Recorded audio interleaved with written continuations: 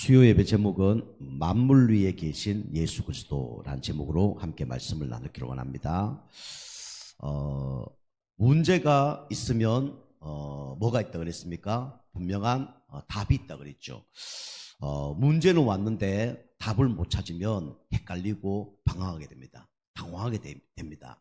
그러나 문제가 왔는데 답을 안다 그러면 그 문제는 식은 죽 먹기가 되는 거죠. 그래서 우리가 문제 속에 말씀으로 답을 얻고 또 기도로 답을 얻어야 됩니다. 그럼 여러분이 문제 속에서 우리가 찾아야 할 것이 있습니다. 그게 뭐냐면 이 땅의 모든 만물을 다스리는 분이 누구냐? 예수 그리스도예요. 이 만물을 다스리고 만물 위에 계신 분이 누구냐면 바로 예수 그리스도입니다. 그래서 예수님은 모든 걸 다 알고 계신다는 거죠. 나의 문제를 예수님이 다 알고 계십니다. 우리 교회의 문제를 예수님은 다 알고 계셔요. 우리 가정의 문제를 예수님은 다 알고 계시죠. 그래서 우리가 먼저 문제 속에서 뭘 찾아야 되냐면 다른 거 찾으면 안 돼요. 여러분이 꼭 이걸 찾아야 됩니다. 하나님의 뜻이 뭔지 이걸 찾아야 돼요. 보통 믿음 있는 사람들은 대화해보면 문제 왔을 때 꼭 붙잡는 언약이 있는데 그게 뭐냐면 바로 하나님의 뜻이 뭘까 이걸 붙잡아요. 문제 왔을 때 사람 미워하고 뭐 낙심하고 좌절하는 게 아니라 문제 타고 왔을 때 하나님의 뜻이 뭘까, 하나님의 계획이 뭘까 이걸 찾는 거죠. 그게 신앙생활이고 그걸 잘한 사람이 신앙이 갱신되어지고 그 다음에 사단에 속지 않고 하나님의 축복을 받습니다. 우리는 문제 사건 속에 하나님의 뜻이 뭔가 이걸 여러분과 제가 붙잡아야 됩니다. 하나님 뜻이 뭐냐? 첫 번째는 하나님 뜻은 이거고 하나님 뜻은 이것을 원하는 겁니다. 그게 뭐냐면 그리스도 밖에 있는 사람들이 그리스도 안에 있기를 원하는 거예요. 그게 누구의 뜻이냐? 바로 하나님 뜻입니다. 오늘 골로새 1장 2절에 나와 있죠. 골로새에 있는 성도들 곧 그리스도 안에서 이래 신실한 형제들에게 편지하노니 이래 나오잖아요. 그래서 하나님을 떠나 있는 사람들은 당연히 문제가 올 수밖에 없죠. 어떤 문제가 옵니까? 당연히 영혼이 방황할 수밖에 없죠. 그리고 타락할 수밖에 없죠. 그리고 사단에 장악돼서 살아갈 수밖에 없는 겁니다. 그래서 거기서 빠져나오길 원하시도록 하나님이 우리에게 구원자를 보내셨는데 그 구원자가 누구냐면 바로 예수 그리스도입니다. 인간은 모든 사람들이 하나님 믿지 않으면 어디 있습니까? 그리스도 밖에 있어요. 그래서 망하는 겁니다. 그래서 우리 인간은 근본 문제 가운데 있죠. 그래서 그리스도 안에 들어오려고 그러면 첫 번째로 해결돼야 될 문제가 있죠. 그게 뭐냐면 사단의 손 안에서 빠져나와야 돼요. 그래야 그리스도 안에 들어올 수 있는 겁니다. 반대로 얘기하면 그리스도 안에 들어온 사람은 누구 손 안에 빠져나오는 겁니까? 사단의 손 안에서 빠져나오는 거예요. 그래서 우리가 이 그리스도 안에 있으려고 그러면 사단의 손 안에서 빠져나와야 됩니다. 그리고 해결해야 될 것이 있죠. 그게 뭡니까? 바로 죄 문제를 해결해야 돼요. 죄 문제 해결되는 사람만 그리스도 안에 들어갈 수 있어요. 그리스도 때문에 우리는 죄 문제가 해결되는 겁니다. 예수님이 십자가에서 우리의 모든 죄를 십자가에서 다 해결했습니다. 어떤 죄요? 세 가지 큰 죄가 있잖아요. 하나님을 모르는 무슨 죄입니까? 원죄. 하나님인 줄 알고 섬기는 모든 것을 우상숭배죄. 하나님 보시 옳지 못한 말과 행동, 생각을 자범죄라 그래요. 이것을 예수님이 십자가에서 다 끝내신 겁니다. 그래서 죄 문제 해결돼야 어느 곳에 들어올 수 있냐면 그리스도 안에 들어올 수가 있어요. 그리고 그리스도 밖에 있으면 계속 문제가 옵니다. 어떤 문제가 오냐면 재앙이라는 문제가 와요. 나도 모르게 저주, 재앙 이게 막 들이닥친단 말이에요. 이유는 뭐냐? 운명 가운데 있어서 그렇습니다. 그래서 여기 재앙에서 빠져나오려고 그러면 우리 힘으로 노력으로 안 돼요.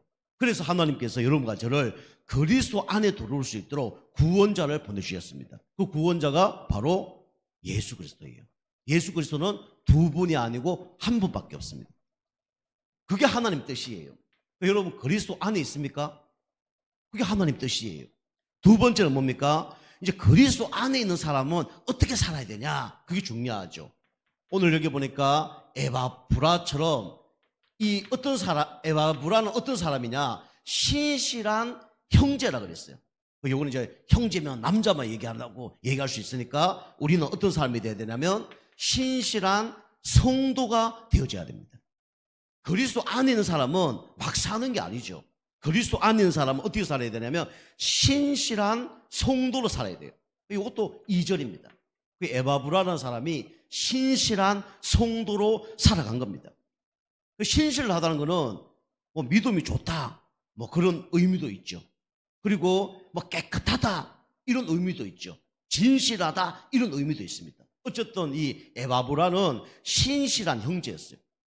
그 신실한 형제는 성도는 문제 사건 속에 요걸 고백하는 사람입니다. 첫 번째로 뭘 고백하냐면 감사. 이걸 고백하는 사람이에요. 신실한 사람인데 불신앙한다. 말이 안 맞겠죠. 신실한 사람인데 불평 원망한다. 그 사람은 신실한 사람이 아닙니다. 신실한 사람은 불평 원망 불신앙하지 않고 뭐 하는 사람입니까? 감사하는 사람이에요. 에바브라도 문제 없었겠습니까? 좀 여러분과 저보다 더 문제가 많았을 거예요. 그런데 에바브라는 그 문제 속에 하나님 뜻이 뭔지 발견이 된 거예요. 여러분, 하나님 뜻을 발견하지 못하면 불평, 원망, 불신앙이 나올 수밖에 없어요. 그런데 하나님 뜻을 발견하면 어떻게 되냐면 해답이 딱 나오기 때문에 바로 오는 게 뭐냐면 감사가 딱 옵니다. 여기 쌓이고 응답받고 응답받으면 어떻게 되냐면 우리 체질이 바뀌어요. 불신앙하는 체질이 복음으로, 염려하는 체질이 복음으로, 그 다음에 불평하는 체질이 복음으로 바뀝니다. 기도하면서 이렇게 감사가 딱 오는 거죠. 신실한 성도예요. 우리 성도님들이 문제 속에 누구나 원망, 불평, 불신앙 할 수 있습니다. 그게 나쁘다는 게 아니고 그대로 계속 있으면 누가 죽습니까? 내가 죽어요. 내가 병듭니다. 영적 문제, 정신 문제 올 수도 있어요. 불신자들이 오는 그런 문제가 나한테 들어닥칠 수 있다니까요. 그래서 우리는 이 복음 각인뿌리 체질되는 가운데 기도 계속하면 답이 딱 나와요. 그러면 감사할 수밖에 없죠. 문제가 해결 안 됐는데 답이 나오니까 감사가 나올 수밖에 없는 거죠. 우리 성도님들이 그렇게 감사할 수밖에 없는 그런 영적 상태를 되길 좀 축복합니다. 감사가 되어져야 돼요. 물론 하는 것도 중요합니다. 선불 감사.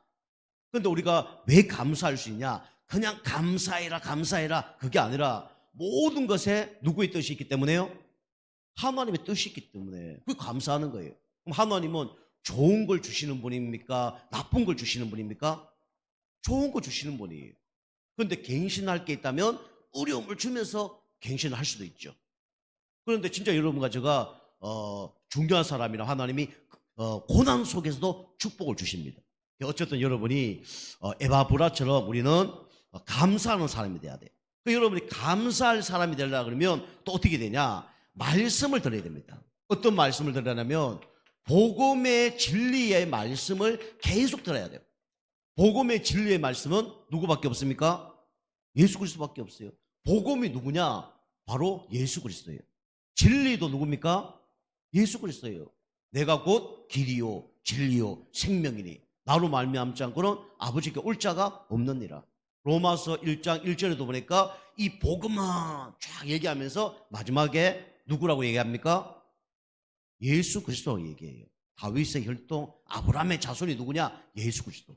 여러분이 계속 이 말씀을 들으면 나도 모르게 복음의 각인뿌리 체질됩니다.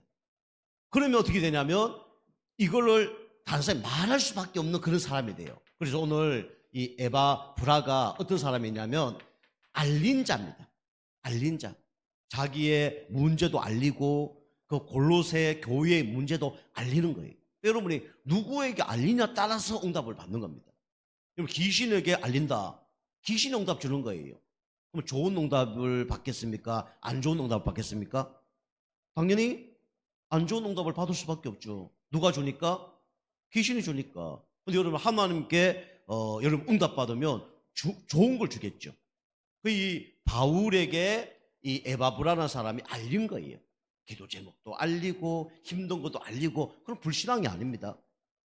불신앙이 아니에요. 그래서 우리가 영적 문제나 힘든 문제 있으면 내 혼자 앓고 있지 말고 자꾸 기도 제목도 내고 그러면 창피하다 그러면 낼 필요 없는데 자꾸 내세요. 이런 문제 있습니다. 기도해 주세요. 복음의 사람들한테 자꾸 이렇게 하는 겁니다. 우리 교회도 이제 우리 정수희 집사님 무록 그거 수술을 해야 된다고 그리고 간단한 수술인데 어쨌든 또 우리 장판주 집사님도 오늘 제가 전화 드렸는데 이제 내일 이 PCT 사진을 한번 찍어본다 그렇게 얘기하시더라고요. 본인은 먼저 얘기한 겁니다. 그러니까 우리가 알리고 기도하고 그렇게 하는 거죠.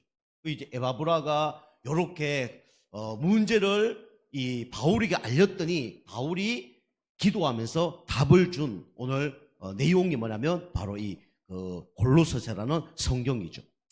그리고 하나님 뜻은 뭐냐? 여러분 하나님 뜻이 뭡니까? 계속 막 불안하고 염려하고 이게 하나님 뜻이 아니에요.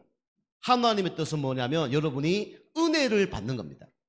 은혜를 받을 뿐만 아니라 여러분과 저의 마음이 어떻게 되기를 원하냐면 하나님이 주시는 마음으로 가득 차기를 원하는 거예요. 그게 뭐냐면 평강입니다. 하나님이 주시는 마음이 어떤 마음이라고요? 은혜와 평강입니다. 이것도 오늘 2절에 1절부터 6절까지 좀 기록되어 있어요. 특히 2절에 얘기하죠. 은혜와 평강이 너희에게 있을지어다 라고 얘기하죠. 이게 뭐냐면 하나님의 뜻이에요. 여러분 물론 열심히 하고 최선을 하고 바르게 하면 그 정도 응답을 받습니다. 그런데 우리는 그걸 넘어서 그걸 하지 말라는 게 아닙니다. 예수 믿어서 더 부지런해야 되고 예수 믿어서 더 바르게 살아야 돼요. 그러나 중요한 거는 그걸 넘어서 여러분과 제가 뭘 받아야 되냐면 하나님이 주시는 은혜를 받아야 돼요. 하나님이 주시는 뭘 누려야 되냐면 평강을 누려야 됩니다.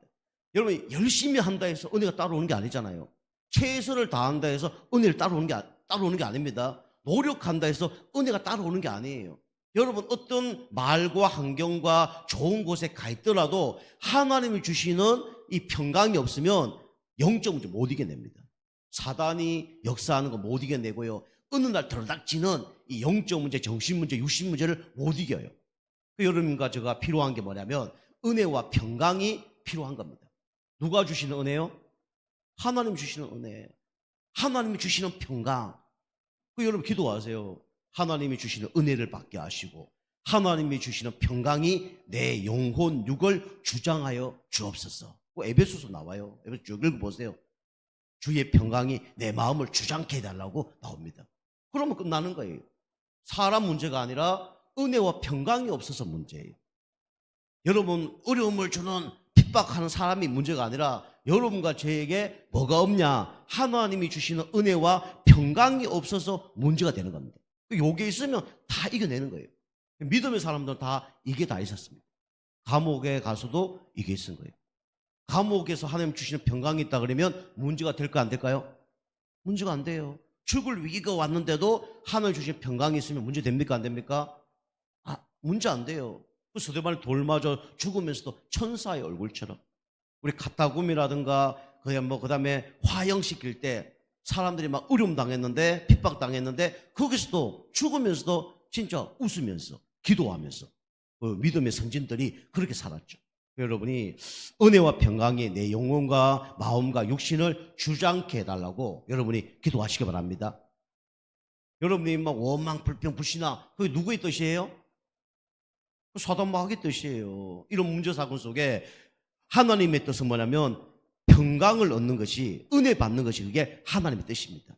그러면 은혜와 평강을 맛보려면 여러분이 어디 있어야 되냐? 성령 안에 있어야 됩니다. 성령 안에 있으면 하나님 뭘 주시냐면 은혜와 평강을 주셔요. 이게 계속 지속될수록 하나님은 열매를 맺게 합니다. 의의 열매를 맺게 해요. 이런 사람을 보고 뭐냐면 마귀의 종이 아니라 어떤 종이라 그래요? 그리스도 종이라 그럽니다. 오늘 바울이 에바브라에게 이 얘기를 한 거예요. 너는 어디 있다? 그리스도 안에 있다. 너는 불평하는 형제가 아니라 신실한 형제다. 너는 은혜와 평강이 어떤 문제 사건 속에서도 있길 원한다. 기도한 거예요. 이 내용이. 목회자가 성도에게 이걸 기도한 겁니다. 제가 우리 성도님 얘기하면 성도님한테 우리 집사님은 그리스도 안에 있는 하나님의 자녀입니다. 우리 성도님은 신실한 집사님입니다. 어떤 한란과 문제 사건 속에 있더라도 하나님의 은혜와 평강이 있기를 기도합니다. 그럼 그 사람은 축복받은 사람이 안 받은 사람이에요? 그 축복받은 사람이에요. 그 사람은요, 어떤 사람이 욕을 하더라도 하나님께 축복받을 수밖에 없는 영적 상태예요. 응답받을 수밖에 없습니다. 여러분과 제가 하나님의 뜻대로 여러분이 사는 인생이 되길 좀 축복합니다. 두 번째는 골로새서의 문제가 어디 일어나냐? 교회에서 일어났습니다. 교회. 그래서 우리는 어떤 중심으로 살아야 되냐면 교회 중심으로 살아야 돼요. 세상에는 문제가 없고 교회만 문제 있는 게 아니에요. 세상도 문제가 있고 교회도 문제가 있습니다. 어쩌면 세상에는 문제가 없는데 교회 안에 문제가 일어날 수 있어요. 문제 일어나는 게 어쩌면 정상입니다. 중요한 기간이고 중요한 곳이기 때문에 누가 역사할까요? 사단이 역사하죠. 어떻게 하면 그리스도 안에 있는 거는 어떻게 할 수가 없어요, 사단은요. 그렇기 때문에 그리스도 안에 구원을 받았기 때문에 어떻게 하면 축복을 받지 못하도록 교회 안에 머물지 못하도록 방해를 하는 거예요. 그게 누가 하는 거냐? 사단 마귀 귀신이 하는 겁니다. 그래서 여러분과 저는 어떤 중심으로 살아야 되냐면 교회 중심으로 살아야 돼요. 여러분과 제가 이번에 우리 계엄령 사건이 났잖아요. 일어났는데 이거는 그지 불법이잖아요. 불법으로 이렇게 했는데 국회의원들이 다 잘못된 거 아니까 어디로 모여요? 국회의원들은 어디로 모입니까? 국회로도 안 모이잖아요. 그 사람이 노인정 회원이면 어디 모였을까요? 노인정에 모였겠지. 근데 이 사람이 국회의원이니까 가장 중요한 집으로 가는 거예요. 그 집이 바로 국회라는 곳이에요. 그러면 우리가 하나님 자녀는 문제 터지면 어디로 모여야 될까요? 교회로 모여야 되는 거예요. 그 정상이에요. 다른데 안전할 데가 없습니다. 국회의원이 모였잖아요. 근데 우리가 알다시피 그거 계엄령을 해제하려고 그러면 200명인가 있어야 되잖아요. 근데 200명 정족수가 안 되는 거예요. 안 되면 안 되는 거예요. 정족수 대역 통과시키는데 인원이 안 되니까 안 되는 거예요. 그러니까 기다리고 빨리 오라 그리고 막 전화하고 난리 났겠죠. 여러분이 그 정도 영적 상태는 돼야 됩니다. 누가 집사님 안 오면 왜 안 왔냐 그러고 교회 안 오면 빨리 오라 그리고 예배 같이 드려야지. 그래야 되는 거예요. 그래야 누가 삽니까? 그래 같이 사는 거예요. 이번에 그런 사건 통해서 정족수가 안 돼서 진짜 계엄 통과 안 시키고 물론 거기에 군인들과 시민들이 잘했지만 잘못했다 그러면 큰 사고가 날 수도 있어요. 그런데 그 정족수를 맞추고 오라 그리고 맞추고 어떤 사람 담 넘어가기도 하고 막 어떤 사람은 막 진짜 막 총뿌리 잡고 흔들고 그러잖아요. 어쨌든 국회로 모이니까 그게 되어지는 거예요. 우리 영적으로 얘기하면 우리 지금 계엄령 현상 사단의 역사는 그건 두 번째고 영적으로 얘기하면 사단이 그런 이상한 걸 터뜨린단 말이에요. 그때 우리는 어디로 모여야 되냐? 우리는 교회로 모여야 됩니다. 그 교회가 중요한 거예요. 그래서 우리는 교회 중심으로 신앙생활을 여러분이 해야 됩니다. 그리고 하나님 자녀는 문제 터졌을 때 누굴 바라봐야 되냐? 하나님을 바라봐야 돼요. 문제 터질 때 육신적으로 어디로 오라고요? 눈에 보이는 곳은 교회로 와야 됩니다. 함께 기도해야 되는 거예요. 그래 흑암이 무너지는 거예요. 그래서 우리가 교회 중심의 신앙생활을 해야 됩니다. 그 사람이 누구냐? 바울의 제자 에바브라였습니다. 그래서 교회도 보면요, 문제 오면요 교회 다 떠나고 그래요. 그래서 제가 좀 싫어하는 것들이 여러 가지가 좀 있지만은 교회 왔다가 제일 빨리 가는 거 이거 싫어합니다. 교회 왔다 제일 빨리 가는 이 사람도 별로 안 좋아해요 저는요. 될 수 있으면 저 그러잖아. 교회 일찍 오고 그다음에 제일 늦게 가고 그게 좋은 거거든요. 우리가 교회 중심으로 신앙생활을 여러분이 해야 됩니다. 그래서 이게 누구의 뜻이냐면 하나님의 뜻이거든요. 하나님의 뜻. 하나님의 뜻이 뭐냐? 교회 중심으로 신앙생활을 하길 원하는 거예요. 이 교회의 머리가 누구냐? 바로 예수 그리스도입니다. 여기 성경 보면 만물이 있죠. 이 만물에는 뭐가 있습니까? 우리 동물도 있고 식물도 있고 산도 있고 바다도 있고 다 있어요. 근데 이 만물의 어뜸이 누구냐? 누굽니까? 바로 예수 그리스도예요. 우리 구원자 되신 예수님이 만물의 어뜸입니다. 그리고 건물로 얘기하면 만물의 어뜸이 뭐라고요? 교회입니다. 이거 쭉 계속 얘기했잖아요. 1부 예배도 말하고 2부에도 얘기했잖아요. 안정수 선생님이 경찰서 10개보다 교회 1개가 더 낫다 그랬잖아요. 왜요? 경찰서는 범죄를 하는 사람 잡아넣는 곳이지만 교회는 범죄하기 전에 예방하는 곳이기 때문에 이 세상에 육신적으로 가장 어뜸이 누구냐? 예수 그리스도. 건물 중에 초라하든 사람이 몇 명 안 보이든 뭐 새를 살고 있던 최고의 건물이 뭐냐면 어뜸이 뭐냐? 바로 교회입니다. 아시겠죠? 이거 아멘 하셔야 돼요. 그리고 이 땅에 중요한 사람들은 사자가 붙어집니다. 그죠? 우리 사람 고치는 사람 보고 뭐라 그래요? 의사라 그러잖아요. 법 재판할 때 판결한 사람 보고 뭐라 그래요? 판사라 그럽니다. 그리고 하나님 말씀 전한 사람 보고 뭐라 그래요? 목사라 그럽니다. 목사. 그 사자가 중요한 거예요. 하나님 보시기에는 의사, 판사, 검사 그 어떤 사자보다 하나님 보시기에는 누굴 가장 높게 보는 거예요? 목회자를 높게 보는 거예요. 보도 사람들이 뭐 의사, 판사는 뭐 높게 보는데 목사를 우습게 알아. 그 큰일 나는 거예요. 그다음에 교회 뭐 중직자들 이런 사람들이 그런 생각하는 사람 많거든요. 큰일 나는 겁니다. 교회를 막 내 마음대로 하려고 그러고 큰일 나는 거예요. 후대들도 그런 거 딱 마음에 딱 품어야 됩니다. 판사, 의사하고 비교할 수 없는 사람이 누구다? 바로 목사다. 그거 기억해야 돼요. 성경에 보면 요셉이 노예로 팔려가서 나중에 세계 복음할 정도로 응답을 받았잖아요. 세계 모든 사람들이 기근 들어서 쌀 사러 왔단 말이에요. 그런데 요셉이 아버지가 있는데 아버지를 모시고 왔잖아요. 그 바로 왕이 전 세계를 다스리는 겁니다. 지금으로 얘기하면 미국 대통령과 똑같은 사람이에요. 근데 야곱이 오자마자 뭐합니까? 바로를 만나서 바로 뭐예요? 뭐 했다고 했죠? 머리에 손 다 올리고 기도했잖아요. 머리 손 잘 올리고. 쉽게 말씀드리면 제가 미국 가서 저게 미국 대통령 머리에 딱 손을 놓고 기도하는 것도 똑같은 거예요. 그만큼 이 영적인 지도자가 파워가 있는 거예요. 이게 하나님 보시기에는 대통령하고 비교할 수 없는 게 이게 목회자예요. 그걸 여러분 아셔야 됩니다. 물론 목회자도 나름 있죠. 어쨌든 여러분 하나님 뜻이 뭐냐면 만물의 어뜸이 누구냐? 바로 예수 그리스도. 여러분 이걸 여러분 개인화하시고 기준을 여러분 다 가주시기 바랍니다. 훌륭한 사람보다 더 훌륭한 분이 누구라고요? 크게 말씀하시죠. 누구라고요? 예수 그리스도. 그죠? 사람 육신으로 예수님 오셨잖아요. 육신의 어뜸이 누구라고요? 예수 그리스도. 건물 중에 가장 하나님 보시 기뻐하는 건물이 뭐라고요? 교회. 하나님 보시 가장 기뻐하는 사람이 누구라고요? 목회자. 여러분이 그렇게 하셔야 돼요. 성도도 똑같고. 이게 하나님 뜻입니다. 만물의 어뜸이 누군지 그걸 하나님 알기를 원하는 거예요. 그래서 교회 중심 신앙생활을 할 수밖에 없는 거죠. 그리고 여러분이 구원받으면 천국 가지만 여러분이 왜 교회를 다닙니까?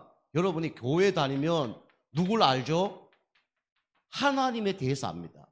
왜 하나님에 대해서 알까요? 하나님 말씀 전달하면서 누굴 얘기하니까요? 하나님을 얘기하니까. 예수 그리스도를 얘기하니까 하나님을 가장 잘 아는 것은 바로 교회 다닐 때 하나님을 가장 잘 아는 거예요. 여러분 수학 잘하라 그러면 어떤 학원 다녀야 됩니까? 수학 학원 다녀야죠. 영어 학원 다니면 수학 점수 안 올라갑니다. 영어 잘하면 영어 학원 가야 돼요. 여러분 하나님 말씀 들으려면 어디로 가야 돼요? 교회 가야 돼요. 하나님 말씀을. 세상 공부를 뭐 선생님 가르쳐주면 선생님을 위대하게 바라보고 그거 수학 영어 그거는 막 100점 말로 하면서 하나님 말씀은 세상 말로 개떡처럼 생각하고 함부로 웃기는 거예요. 이게 영혼 다 죽이는데 그러고 있는 거예요. 하나님 육신적인 먹을 거는 그래 밝히면서 하나님 말씀은 하루도 안 보고 그 병이 오는 거예요. 우리가 육신적으로 안 먹고 그러면 육신적 병이 올 수밖에 없잖아요. 질병이. 그죠? 그럼 영적으로 여러분 말씀 안 들으면 무슨 문제가 올까요? 영적 문제가 와요. 근데 안 보이니까 그걸 잘 모르는 거예요. 그게 이제 영적 눈이 어두운 거죠. 어쨌든 여러분이 하나님을 알라 그러면 여러분이 하나님 말씀을 계속 여러분이 어떻게 되냐? 들어야 됩니다. 그럼 어떻게 되냐? 하나님을 알면 알수록 어떤 사람이 되냐면 살리는 사람이 됩니다. 합평케 해요. 이간질하고 그런 게 아니라 합평케 하는 그런 사람이 딱 되어집니다. 하나님을 알수록 합평케 하는 사람이 되어지는 거예요. 그리고 교회 중심으로 살면 좀 전에 말씀드린 것처럼 불평, 원망하는 사람이 아니라 어떤 사람이 되냐면 감사하는 사람이 됩니다. 그런데 특별히 누구에게 감사해요? 하나님께 감사합니다.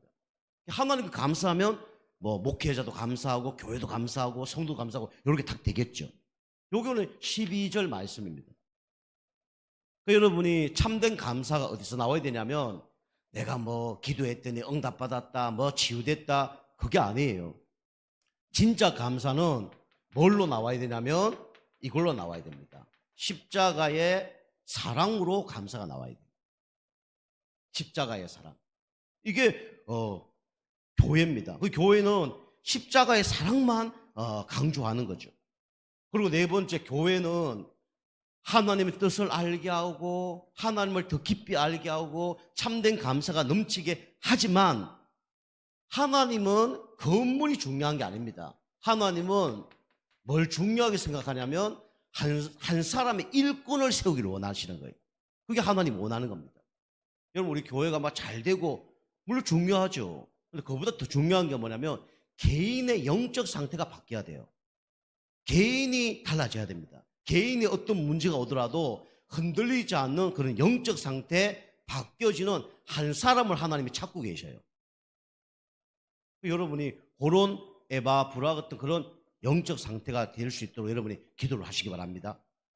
여러분, 하나님 원하는 사람, 이런 사람이에요.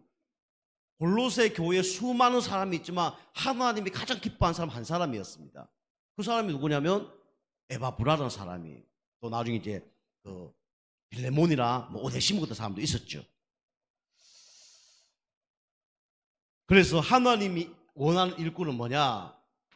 결국은 복음을 전달하는 복음 전파자입니다. 예수가 그리스도라는 걸 말하는 요 한 사람을 하나님이 찾고 계시는 거예요. 우리 교회도 똑같습니다. 하나님이 원하는 한 사람, 한 영혼을 살리는 그런 전도자, 이 사람을 하나님은 훈련시키고 이 사람이 세계 복음하는 일꾼으로 쓰임받기를 원하시는 거예요. 이게 뭐냐면 교회가 해야 될 겁니다. 이게 사는 이유가 돼야 돼요. 그 용답받은 사람이 누구냐면 바로 에바브라라는 사람이었습니다.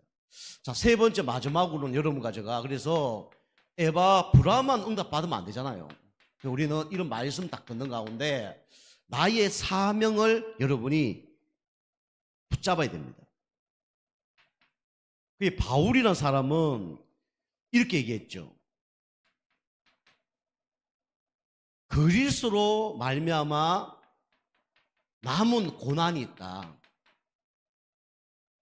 24절에 나오죠. 24절. 우리 계속 이번 주도 말씀을 우리 봤지만 24절에 나는 이제 너희를 위하여 받는 괴로움을 기뻐하고 그리스도의 남은 고난을 그의 몸된 교회를 위하여 내 육체에 채우노라 그랬습니다. 남은 고난, 그리스도의 남은 고난을 어디 채운다고요? 나의 육체에 채운다는 거예요. 예수님이 십자가에 돌아가시고 부활하셔서 그 남은 고난을 우리가 감당할 수 있도록 사명을 주셨습니다. 그래서 우리가 육체적으로 힘들고 어렵지만 이게 뭐에 동참하는 거냐면 그리스도의 남은 고난에 동참하는 겁니다. 그래서 여러분이 작은 일 하나하나 하는 것이 그게 뭐냐면 그리스도의 고난에 동참하는 거예요. 아시겠죠? 여러분이 나중에 하나님께 뭐 응답받고 축복 안 받으시려고 하면 안 하시면 됩니다. 은혜도 안 받으시면 되고요. 뭐 교회도 뭐 그냥 뭐 누가 하든지 그러면 됩니다. 근데 여러분이 하나님께 칭찬 들으려고 그러면 여러분 이 땅에 사는 동안 우리가 나의 남은 고난을 이제 그리스도의 남은 고난을 나의 육체에 채우면 됩니다. 그래서 바울이 나는 그리스도의 흔적을 가졌다 이렇게 얘기하죠. 그때 나중에 어떤 응답을 받냐면 하나님께 나중에 면류관을 받습니다. 지금 뭐 편하고 지금 뭐 안 하고 뭐 좋죠. 나중에는 면류관이 없어요. 그래서 저는 그리스도의 남은 고난을 저와 우리 교회에 줬다는 걸 저는 알거든요. 저도 뭐 힘들 때 없겠습니다. 있습니다. 그러나 육체로 힘들 때 있어요. 아, 하나님이 이 그리스도의 남은 고난을 나에게 맡기셨구나. 감사하죠. 육체 피곤한 거, 괴로운 거 감사하죠. 그런 거 하다 보면 뭐가 남습니까? 흔적이 남아요. 흔적이 많이 남습니다. 흔적이 남아요. 뭐 우리 육신의 흔적도 남을 수 있고 정신, 마음의 흔적을 남을 때도 있습니다. 그렇지만 나중에 이것을 통과할 때 하나님이 나중에 어떤 응답 주신다고요? 영원한 면류관의 상급을 주십니다. 여러분이 이렇게 그리스도 남은 고난을 여러분이 나의 육체에 채워지는 것을 여러분이 감사하길 좀 축복합니다. 그런 남은 고난을 나의 육체에 채우느라 그 흔적이 남고 이제 그런데 면류관을 쓴다는 거죠. 여러분이 나의 사명을 잘 발견하시고요. 여러분이 그리스도의 남은 고난을 내가 어떻게 감당할까 여러분이 고민해 보시고 여러분이 인도 잘 받아보세요. 사람 앞에 하지 말고. 우리 누구 앞에 하라고요? 하나님 앞에. 여러분이 좀 제가 간절하게 좀 부탁드리는데 하나님 앞에 여러분이 한번 잘 고민도 해보시고 뭐 내가 축복받는 거 아니잖아요. 천국 가면 우리 교회가 축복받는 그런 별로 없을 거예요. 다 개인이 축복받습니다. 그럼 고민해 보세요. 나의 그리스도의 남은 고난을 나의 육체에 어떻게 새길 것인가. 여러분 이런 흔적이 있어야 됩니다. 제가 얘기하잖아요. 제가 옛날에 어린이 전도협회에 갔는데 3층 되는 건물인데 그때는 전화기가 없었어요.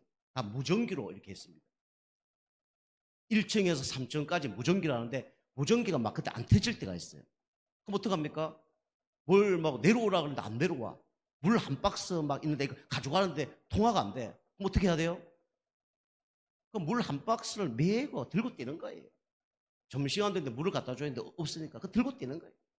그걸 제가 한 달 동안 진짜 얼마나 뛴지 살마다 넘고 10kg를 거짓말이고 한 8kg 빠졌을 거예요. 마지막 사역이었습니다.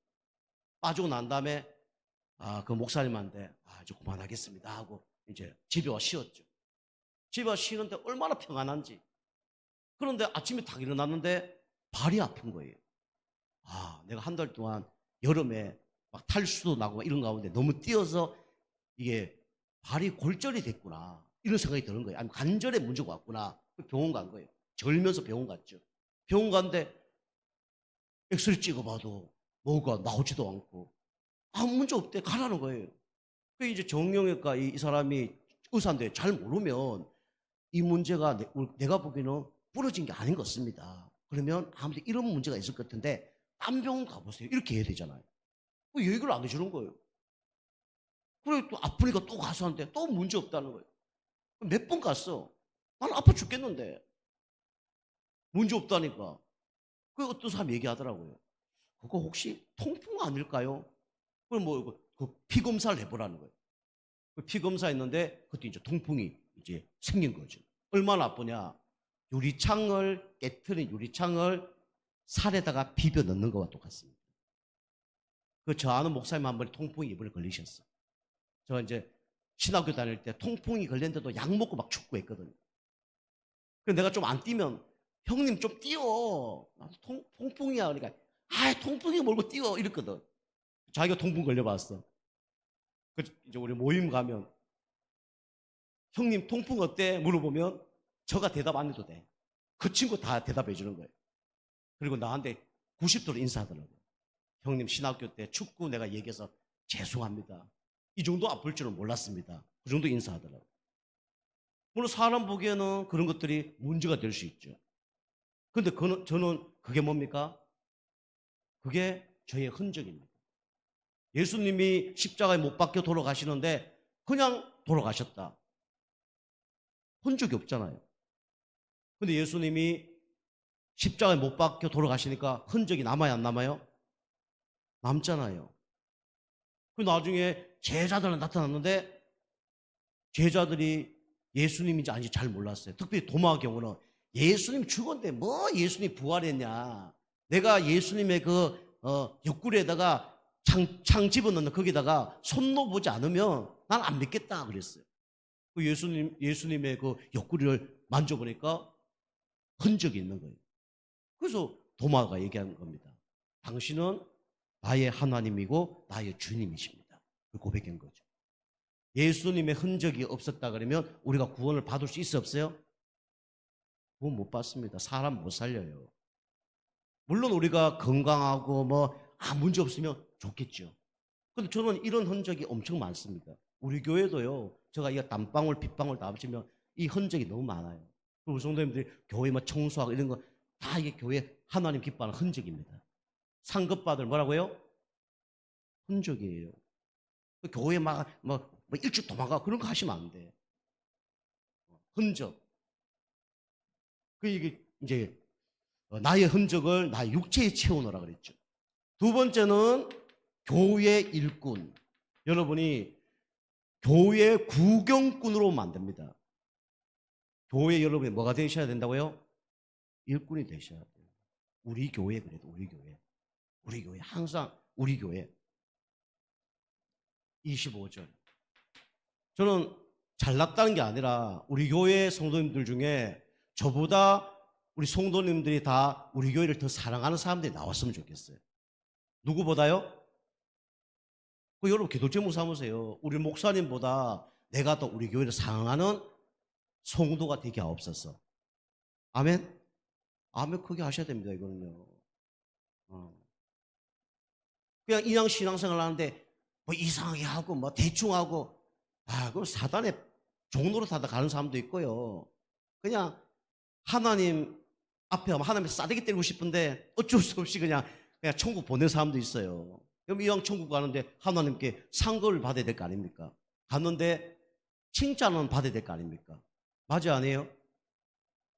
여러분이 이런 걸 좀 한을 가져야 기도 제목을 잡아야 돼요. 내가 우리 목사님보다 더 우리 교회를 사랑하는 일꾼이 되게 해달라고 기도하셔야 됩니다. 교회 일꾼. 여러분 하나님이 주시는 뭐가 있냐면 직분이 있습니다. 여러분 직분을 사모하셔야 돼요. 어떤 사람은 나 집사 안 합니다. 나 근사 안 합니다. 난 장로 안 합니다. 그게 교만입니다. 교만. 하나님이 주신 직분 감사히 받고 하나님께 그 은혜를 주셔서 이 직분을 잘 감당할 수 있도록 해달라고 여러분이 기도하고 응답을 받으셔야 돼요. 교회 일꾼, 직분이 중요합니다. 하나님은 직분 따라 뭘 주시냐면 말씀을 주시고 말씀을 성취하십니다. 그래서 우리가 교회 일꾼은 그리스도의 몸을 이루어가는 겁니다. 우리가 구원을 받았잖아요. 구원은 완성된 겁니다. 그런데 우리 육체가 살아있기 때문에 점진적인 구원을 갖고 천국까지 걸어가는 거예요. 그거 보고 이제 우리 치유라 하기도 하고 성화라 하기도 합니다. 이 땅에 살 때는 우리가 구원받았지만 불신자 상태 가운데 있었던 그 영적 상태가 있기 때문에 그걸 치유받으면서 성화하면서 걸어가는 거예요. 나중에 천국 가면 그런 문제가 하나도 없습니다. 그걸 보고 영화라 그래요. 신학적 용어로. 그래서 우리는 이 땅에 살면서 교회 다니시면서 교회 일꾼으로 쓰임받으면서 그리스도의 몸을 우리가 만들어가는 거예요. 다시 한번 여러분이 집을 짓는다 그러면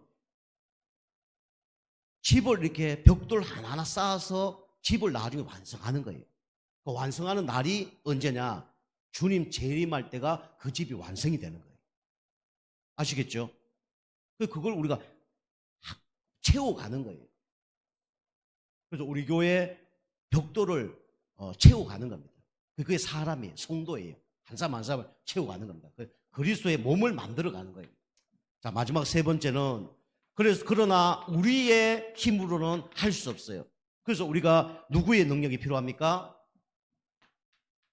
사람의 능력이 필요하지 않습니다. 하나님의 일에는 사람의 능력이 필요하지 않아요. 하나님의 능력은 하나님의 능력을 아는 사람을 통해서 하나님이 사용을 하십니다. 여러분이 나와 나의 문제, 내 힘으로 이길 수 없어요. 그래서 우리는 누구의 능력을 공급받아야 됩니까? 하나님의 능력을 공급받아야 돼요. 특별히 사람, 교회에 나오는 성도, 가정에 우리 사람들, 또 직장에 만난 사람, 우리 힘으로 안 돼요. 그래서 우리는 사람의 능력을 안 되기 때문에 하나님의 능력으로 이 일을 감당할 수가 있는 겁니다. 그리고 우리는 현장, 살리는 방법도 하나님의 능력으로만 현장을 살릴 수 있어요. 우리 가정, 업이죠. 직장, 학업 다 업입니다. 여기 각 사람을 권하고 각 사람을 세워 나가라 그랬죠. 근데 완전한 자로 세워 나가라 그랬죠. 하나님의 능력으로 우리는 내가 바뀔 수 있고 사람을 변화시킬 수 있고 현장을 변화시킬 수가 있습니다.